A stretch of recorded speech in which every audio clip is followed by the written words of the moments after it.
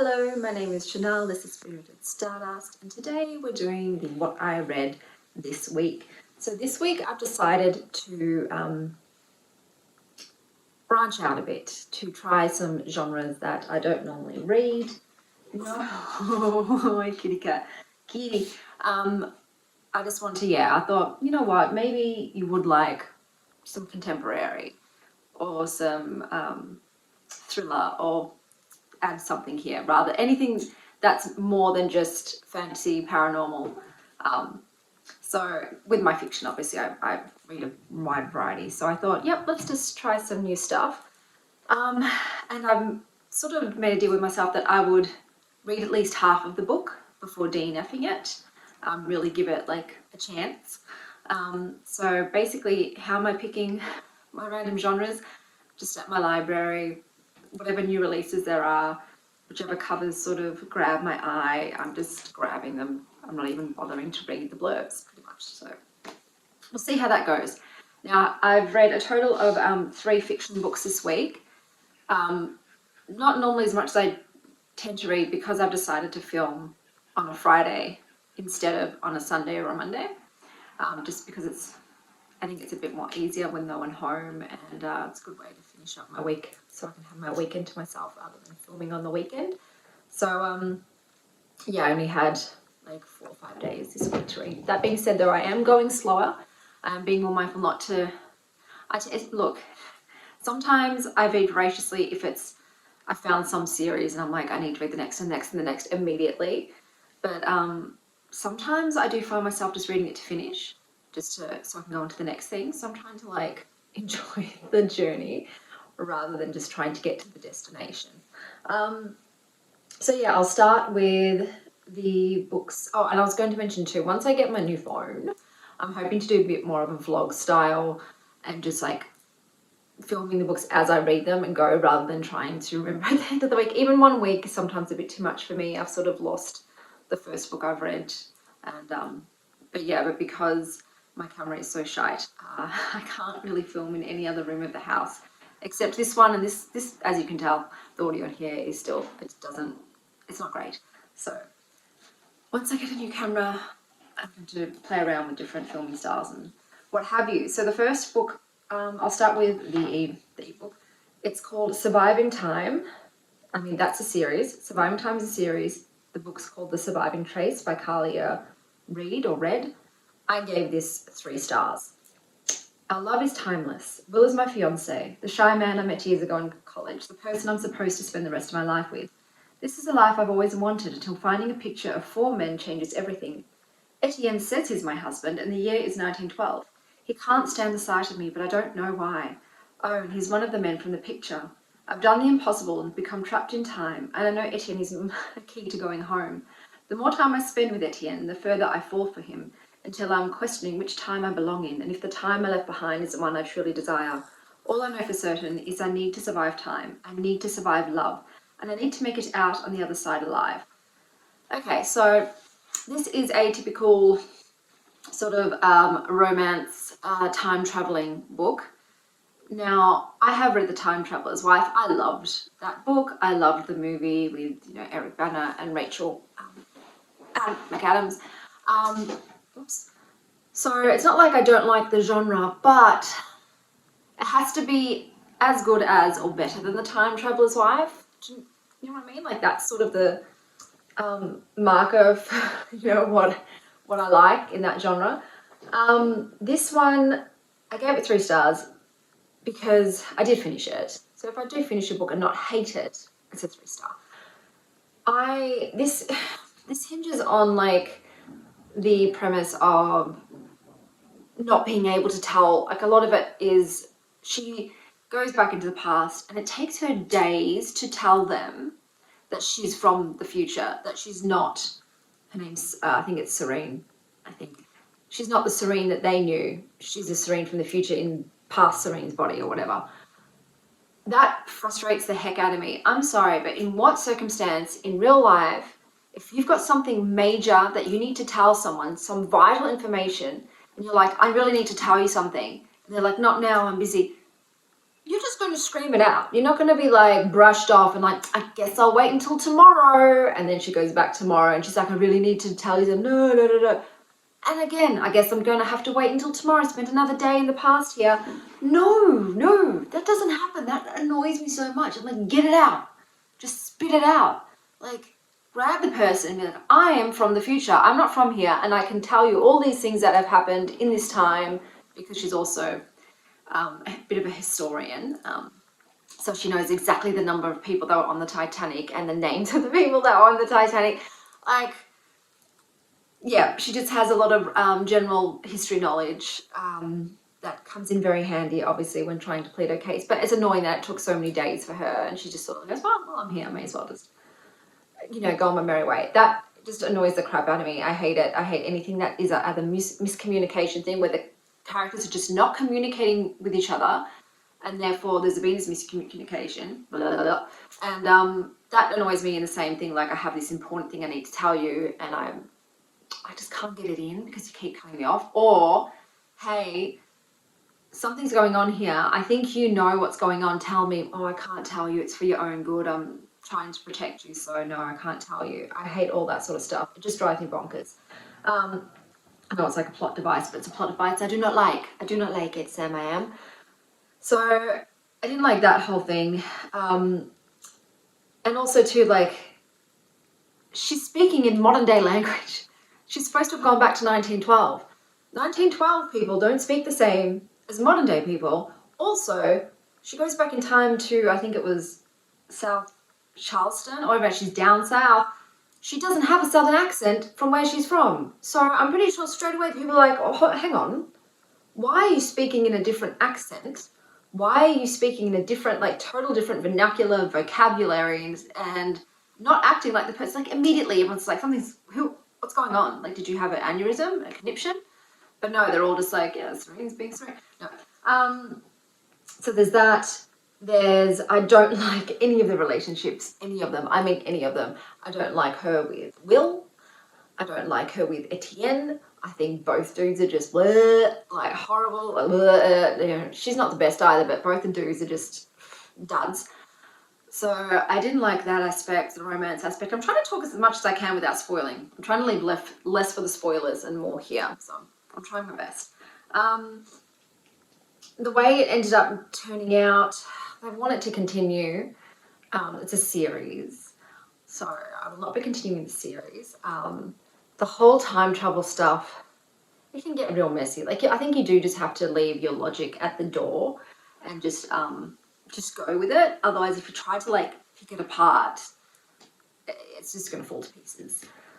So I'll talk about, obviously, the twist at the end in the spoiler section. I can't mention all of it. But, yeah, it wasn't for me. I did finish it, but I didn't...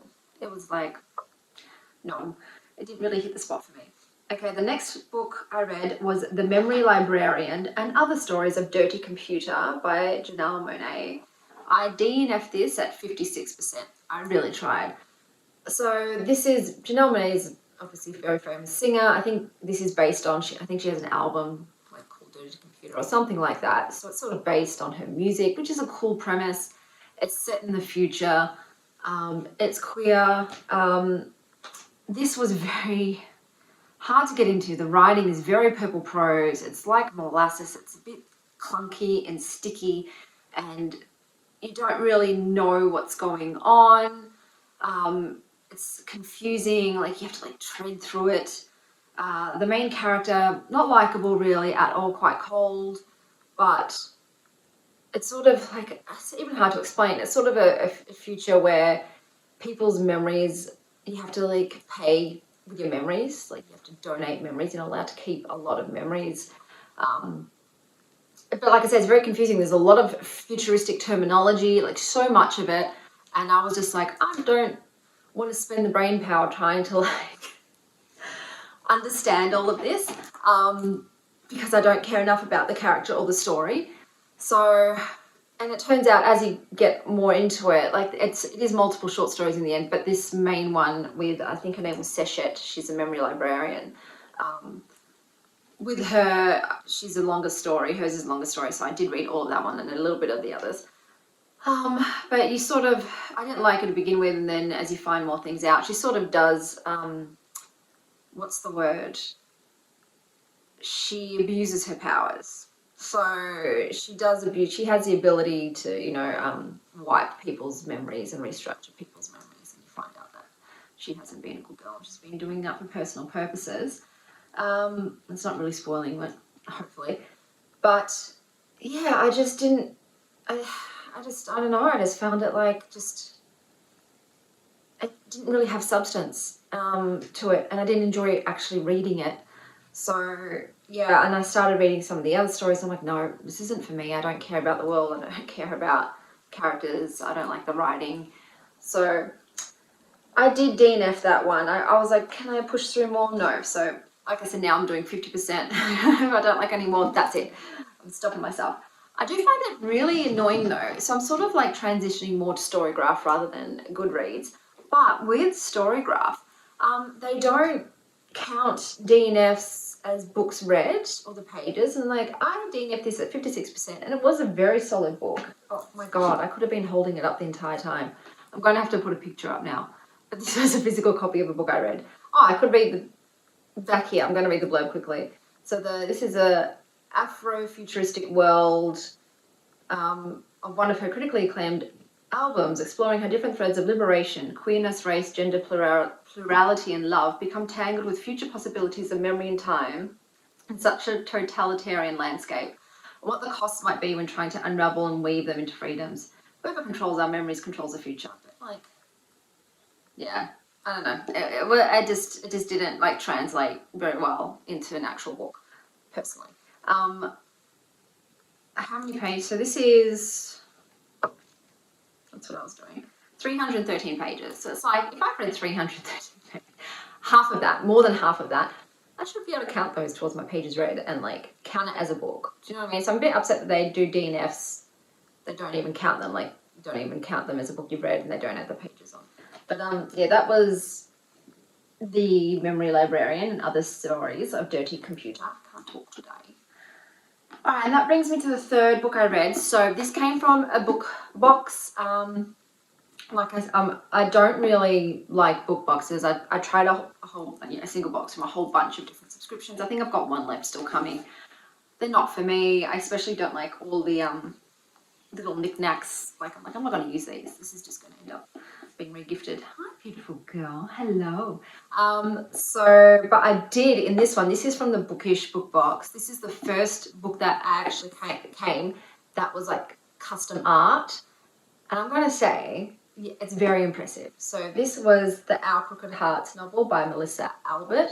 So this is like a gorgeous gold and black embossed cover, much nicer than the one that I saw online. And this is the blurb. I'll read out the blurb. We didn't wonder where the magic came from or why it worked. We never asked ourselves, is this ours to take? So that's the back. Beautiful. And then look, they've got the sprayed edging. I can't believe I'm falling for it, but I am. Like, that is so stunning. Beautiful, beautiful. And then it's got the end pages, so the painted end pages. So we've got this one here. And we've got this one here. And then it's got a signed front page saying that's an exclusive edition. So good, man. Like, I just wish all books had this level of adornment and intricacy, and everything was like, I love the sprayed edges. That is like, this should be standard on everything. And the end pages too, that's like, let's have some end page cover art. I don't know. It sucks that this is just for particular, obviously, companies, you know, get them custom done, but I'm like, why can't the whole book industry just do this? And then, like, the problem that I have with book boxes though is I don't keep books unless they are a 5 out of 5 read, because they're the only ones that I will reread again. Anything less than 5 stars, I know I'm not going to pick it up again. So even though I love this, I don't want to keep taking the risk that the book's not a 5-star read and then I'm like rehoming it. Like, I don't want to, the consumerism train, get on that. But I'm sure whoever I give this to is going to be like, this is amazing. I don't know who I'm going to gift it to. But yeah, beautiful. Oh my God, I love the cover work. Anyway, I've talked, I'm like ragging on. So, okay, so this had definite craft vibes to me. It was very reminiscent of the craft. It's a multiple POV. I don't really like multiple POVs. I don't know. I just don't like switching between two. But anyway, you've got the daughter Ivy. I think he's like just 18, maybe. And the mother Dana. So you switch between their views, and with Dana's point of view, it's normally to the past when she was a teenager and she was sort of like in a coven. So it's all about like witches and magic and dead rabbits. So that's a trigger warning. If you don't like decapitated animals, probably don't read this. If you don't like people sacrificing animals for spell work, don't read this.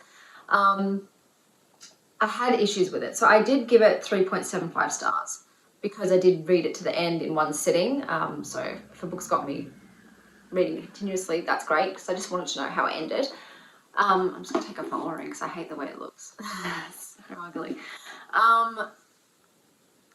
Ivy was okay. I didn't mind her character. This once again has that thing where the mother is withholding information. She's not being honest to her daughter. Weird shit starts happening. Her daughter's like, hey, this stuff's going on, tell me what's happening. Mum's like, no. Oh my God. The daughter then is like in harm's way, in danger, and the mother still won't be honest. Instead, she just pisses off, which she does all the time, and they don't really explain why, but she's constantly just abandoning her family and pissing off and not telling them why and not communicating with them and coming back whenever and then not talking about where she went. So I didn't really like the mother. She's a pretty shitty mum. I didn't like her as a character either. She did some real dubious stuff, which I'll talk about in the spoiler section. Obviously the dad, it's like, he knows, so he's an accomplice pretty much. It's like, you're not really doing a good job protecting your daughter. But anyway, the love interest in this, didn't like it. I found it a bit weird. I'll talk about that in the spoiler section. The main sort of premise of this, I don't know if that gives it away, but the mother and her other two friends who are in the coven messed up when they were young, and they're sort of just like hidden, buried what they did and hoped that they, it wouldn't come back to bite them in the A. Of course it has. Whatever's done in the dark will be revealed by the light. It's that whole thing. So, and sort of Ivy's caught in the middle of it. This had like promise, but it was a bit of a letdown in how it all wrapped up.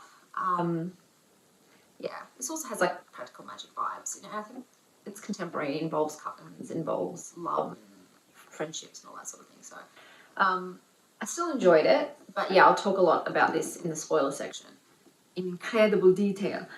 So that is the Our Crooked Hearts. Oh, I just love how beautiful it is. I wish I loved it. I wish I had loved it so I could keep this beauty, but oh my God, stunning. I'm going to keep an eye on though the bookish ones, because I do think that they sell the books separately, like after the boxes are done, like whatever's left. So that way I'll go read the book at the library, and if I love it, I'll buy like this beautiful books. I wish they did this for, like I said, all the books. So that's that. I'll just do Kiddo's Corner quickly. So today we've got Nibbles the Book Monster by Emma Yarlett. Nibbles the book-eating monster has nibbled his way out of his own book, and now he's causing mischief and mayhem in other people's stories. Look out. So my kids just go nuts for this book. It's not like it's great writing, to be honest, but it is like very interactive. It's cute. Nibbles is adorable. All the pages have like holes and cutouts and things. It involves typical fairy tales. So here Nibbles goes into Goldilocks and the Three Bears. So he goes through all these sorts of childhood fairy tales and causes havoc by eating through them. And the kids just love it. They find it hilarious. Like for book week, I remember my eldest went as Nibbles the Book Monster. So yeah, they love it. It's a bit of a series, so he continues on. And yeah, it's a lot of fun. It's a nice tactile experience too. So that's Nibbles the Book Monster. Now I'm battling to not sneeze right now, so my face looks weird, it's because I'm like holding in a sneeze. So I'm going to do the spoiler section now, and let's go. So am I going to talk about Surviving Time? Okay, Surviving Time, Surviving Traces. Will is a dick. Don't like him. Etienne, also a dick. I'm not into dickish men. I don't like arrogance. I don't like cold aloofness, detachment, not caring for your emotional well-being, not into it. This is like based on the premise, like her past self. So I'm just trying to fluff up my wet hair. It's very confusing because obviously she goes into the body of this person back in time, who's her, and looks like her, but then isn't related to her. But then as soon as she goes into the body of this past Serene, when she gets flung back into the future, past Serene just completely disappears. So she doesn't exist anymore. So it's like she has committed murder by time traveling back in the past. She really just almost immediately, like she doesn't even really try to get back to her own time. Let's be honest here. She doesn't even really try. And then very quickly she's like, I'm going to stay here. This is a better life for me. And I'm like, you were literally engaged. Like, what the heck? So, like I said, it takes her ages to explain. And she only explains it to Etienne that she's from the future. And she has to use like all this stuff. Like, oh yeah, you should invest in that car company. You know, that sort of thing. And the Titanic is the main one. There's sort of like, and then when she goes back to the future, she goes and looks him up, as naturally you would do, and finds out that him and his sister were killed in a fire, just days from when she sort of left them, and his brother was also killed in the war. So just the whole family is wiped out, pretty much. And she believes that foul play was involved, so she's got to try and like get back to him. And she, like I said, immediately, she doesn't care. She doesn't care about her family, like her mum, her dad, her brothers, all in the future. Doesn't care. She's like, I need to get back here to the past. Excuse me. I need to save him. So she does manage to go back there and tell them, like, leave the house. It's going to be burnt down, all this stuff, yada, yada, yada. And she finds out that, so she looked into her own past too, her own grandfather. And yet somehow she didn't, like, it turns out that her grandfather was behind the fire and stuff, because if that family all dies, he gets 1/3 of like the will. Like one part goes to the friend, I've forgotten his name, he's got an odd name, who she first suspected. But somehow in the future, all that was mentioned was the property going to him. And I'm like, if the father was also a beneficiary, the grandfather was also a beneficiary, wouldn't it have said his name? But somehow it was left out. So anyway, so she's back in the past, and she manages to save sort of everybody. I think Etienne gets shot and whatever not. Grandfather is killed. Great-grandfather is killed. And then she ends up going back to the future instead of not existing. I'm pretty sure like you kill your great-grandfather, you did. So I don't know how that works. And like I said, what happened to old Serene, who had her own parents? I don't, like, it was a bit like all messy. But like I said, I just didn't, she just moved from Will onto Etienne like that. Like, maybe some people like that, but not me. I don't really like that. If you spent that long with one person and you're engaged to them, how are you jumping into this dude's bed like within a couple of days? It's like a couple of days or something like that. So, oh no, don't be too frizzed. So yeah, that was just, I don't know.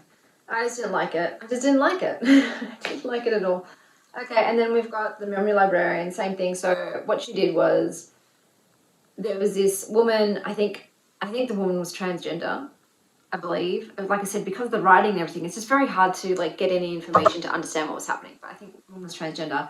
Turns out that she was previously in a relationship with this woman, but every time like they had an argument or fight, she would go and like alter the woman's memories and like alter memories so that she appears like better in the woman's memories. And she did it so many times that eventually she wiped the woman's memories completely, and she wiped her own memories completely.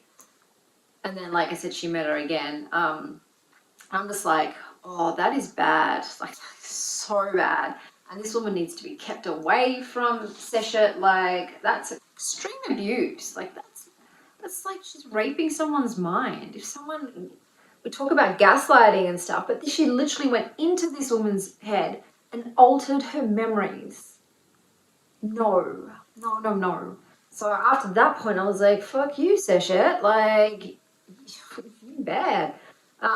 So I didn't care anymore. And you sort of like, nothing really happens in that world. It's just her and like this relationship and her sort of discovering, oh, she's not such a great person, and wanting to find memories of her mum and finding out her mum has been, I don't like it, does nothing happen, like nothing really happened overall, to be honest. It was so boring. And then the same, like I started reading the other people's and they all had like weird names, weird futuristic names, and it was just too much. It was too much for me. I don't tend to like a lot of futuristic stuff. Like sometimes I do, most of the time I do not, especially if there's a lot of terminology and technology that you have to like learn.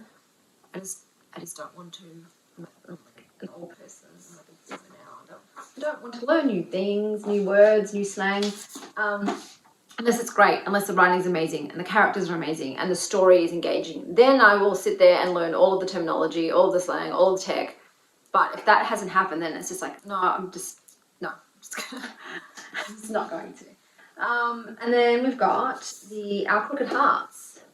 So, did not like the mother. Oh my God, Dana. So with this, what happened was Dana and Fee, I think it is, and oh my God, is it Marion? Yeah, I'm pretty sure it's Marion.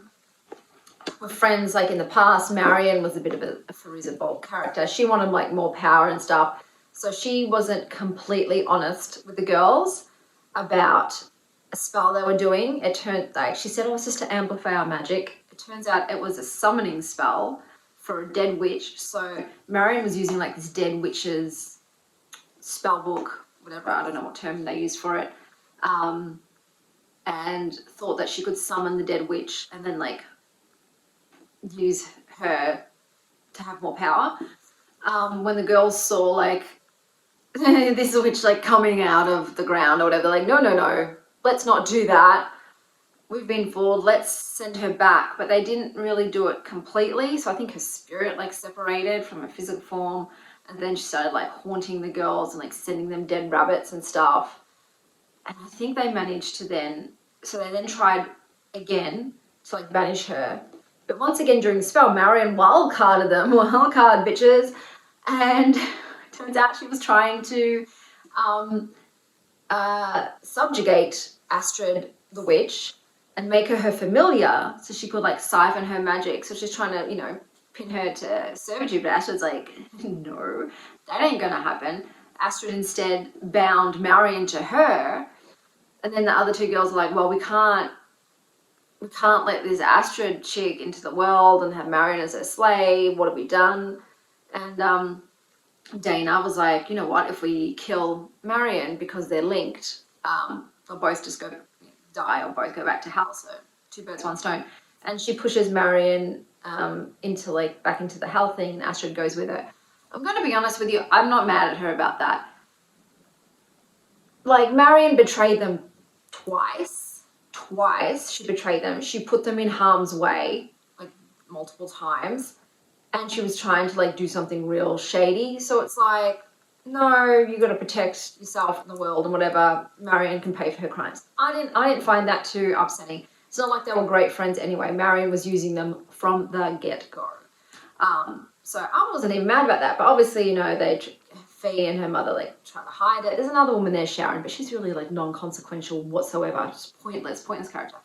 So they try to hide that. And so her whole life, Ivy's mum, Dana, has just been like randomly fucking off. I don't even think it was explained in the book where she goes and why she's gone. She never tells her family anything. She's very like vengeful and spiteful. She's not a good person. She uses her magic for definitely not the greater good. Anytime someone like upsets her, bullies her kids, like I get the temptation to do eye for eye when someone hurts your children, but then you're just hurting someone else's child. So, like there's a line there. There's better ways to go about it. She ended up not going those ways, so kid hurts her kid, that kid gets hurt in turn. So she was just always vengeful and spiting people and just using her magic willy-nilly. Her daughter, turns out, has a natural innateness for magic. She's innately magic. And the mother like notices early on, so first she's excited and like, let's do magic together and all this sort of stuff. The daughter, Ivy, has a really, really close relationship with their next door neighbor kid, Billy. And then when she's 11, like, they kiss and they're in love. They're 11. Anyway, so the mother sees them and she sees that the daughter's showing him magic. She told the kid, don't show anybody, don't tell anybody else except me and Fee, whatever. But she naturally told her best friend. And so the mother's response to that is to completely erase and change all of her daughter's memories so that she no longer remembers that she has magic. She no longer remembers Billy. And then she goes to Billy and is like, my daughter doesn't want to speak to you ever again. And then Billy still tries to like talk to her the next day, like, would you be my girlfriend? And Ivy's like, no. And then, okay, so then like what the mother did, wrong. And then all these years later, when she's like almost 18, so like almost 7 years later, Billy's just been holding a torch for her the entire time and he's still in love with her. And like, I don't think that's romantic. It's like, first of all, 11-year-olds, like, you're not really in love. You're 11. And then that 11-year-old tells you, I don't want to be a girlfriend. I don't really want to hang out with you, and doesn't speak to you at all. And you're just still like hanging on to them for 7 years. That's a creeper vibe to me. That's so creepy. So I was like, this is gross. Like, her original boyfriend was a total Chad dick. So great for dumping him, who's driving drunk. So yeah, in the beginning of the story, he's driving drunk with her in the car. She's trying to break up with him. A naked woman is on the road. They swerve to avoid the naked woman. That naked woman ends up being Marion. But also, again, she sees a naked woman. Her parents are like, you okay? What happened? She comes home, with blood. She doesn't tell them. She doesn't say, oh, the reason that we crashed is because there was a weird naked woman on the road who was hella creepy. That's something that you mention. Like, I hate that when they just don't. I'm like, why do people withhold shit? I don't know. Like, I just don't feel like that's realistic. Something weird, fucking crazy happens to you. You tell people. You tell your parents. You tell your friends. You don't keep it to yourself. Anyway. So, but dead rabbits start appearing around the house. Then the mother's like, I have to go. So she totally leaves her kid, her husband, her son, there to fend for themselves. When it turns out, the crazy person is like targeting them. So they can't get contact with the mother. And the kid finally tells her dad, like, this is what's going on. He's like, okay. He still's not honest with her. So look, it's just, they're all gaslighting her pretty much until one day she goes snooping through her parents' crap and she finds the gold, like, spell work thing and starts to guess that, like, something's happening. And then she ends up getting her memories back with the help of Marion. So it turns out the woman that's running around naked is Marion. Marion has gotten out of hell. I don't even know what happens to Astrid. That's the thing too. This was confusing. I'm like, what happened to Astrid in there? Did she come out with Marion or she stayed in her, like, forever place? It's not really, I don't think it was really explained. I did, like, read it very quickly though, but I don't remember really, like, Astrid being a part in the end. So this mega powerful witch who they were all scared of and they all wanted to, like, take her past ends up being a nothing character. So it's pretty much just Marion against Dana and Fee. And she utilizes Ivy to, like, get out. And at first you think that she's, like, maternal towards Ivy because she's watched Ivy grow up. And she helps Ivy get her powers back. But then she's like, but to get revenge against your mum, I could just kill you. I'm like, you're just going to switch like that? Like, ain't nobody buying it. They end up doing the compromise in the end that they take, Ivy's like, let's take all your memories away. Like, you don't want to kill me, but you can't live with, like, vengeance in your heart for what was done to you. So how about we just take your memories of my mum and Fee and me away from you and you can start your life over? And Marion's like, yeah, fine. Pretty much accepts it. I'm like, okay, that's it. Like, her mum should really atone for what she did. She wiped her daughter's memories. She's, like, hurt countless children. Like I said, I don't blame her for chucking Marion back into the pit with the crazy witch because of the multiple betrayals, but everything she did afterwards was just so shady. And I don't think she took her daughter's memories and pretty much her powers away because her daughter shared them with, the boy that she had a crush on. I think it's because she's probably threatened by her daughter's power and potential. And she seems like she's a controlling person and you can't control, if you use your power to control people, and those people become more powerful than you can no longer control them. So yeah. I didn't like it. Like in the end you see like Ivy like trying to like be friends with her mum again, and I'm like, no, Ivy, get out of there. I'm like, your mum and your dad lied so many years. They like once again mind raped you. There's both of these books have a lot of mind raping going on. This is messed up. Get out. You and your brother, you both need to get out. Like this is a very unhealthy, toxic place for you. I don't really approve of her relationship with Billy. I just think it's really weird. But to each their own. But yeah, her and her brother need to get the hell out of there. Fee seemed like a decent person. Unfortunately, she's just friend with a sociopath. You know, Dana's like not cool. But otherwise, yeah, like I said, it was entertaining because I had those like craft, practical magic vibes. I still dug it. I like that sort of thing. It could have been better though. Like it could have wrapped up better. Astrid could have been, like had a bit more of a part to play. Dana could have like had to atone for her, you know, atrociousness a bit more, have her power stripped away.